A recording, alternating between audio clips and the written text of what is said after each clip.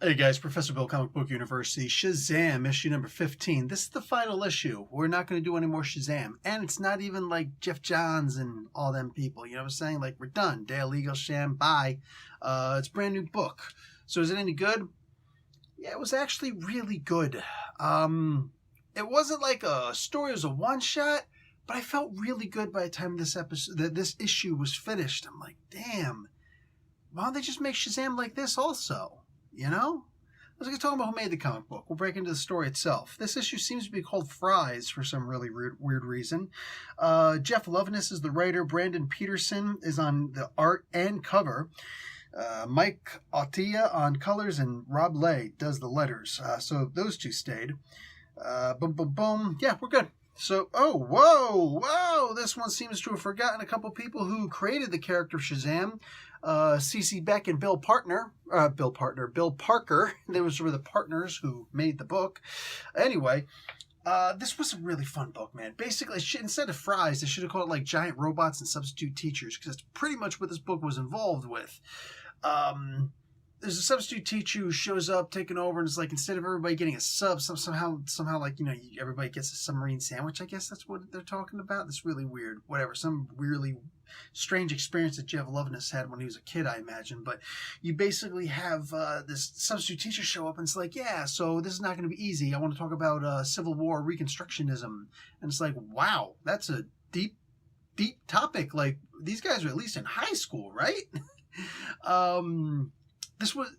What was interesting is that the way that the teacher presented it, and the idea that things can fall apart, the idea that, hey, let's approach it this way. How come the Joker keeps getting out of prison? And how come we keep on rooting for Batman to punch somebody? But how come there's also all these other problems out there?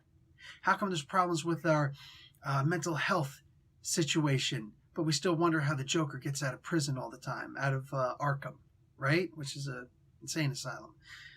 Bro, I'm saying, this is the kind of story that we need in the comic books, that we need to explore more often. I mean, I'd be cool with just regular old humans having a conversation about this in a series of comic books. Meanwhile, some superheroes keep coming in and out. We see them at, like, out the window and all these crazy things happening. It's like, in a world where you got supervillains, you need superheroes. But at the same time, how do you need those superheroes? This comic book was very, very thoughtful. And I cannot express how appreciative I am of a comic book that actually talks to real human beings. Because you can still have a great comic book that just tells you a cool story, but one that's actually talking to you also, one that acknowledges the fallacies of living in a superhero world. Why would anyone want to live in Gotham ever, right? I loved this comic book, man. This was really good. I loved Loveless's work. I'm saying I like it's a really weird little parody there, but this is how comic books, for the most part, this is one of the many ways that comic books should be written. I enjoyed this. Also, it's funny how you can say Twitter in the comic books, but they don't want you to say any other form of social media. They'll call it, instead of YouTube, it's ViewTube. It's like Mugbook instead of Facebook.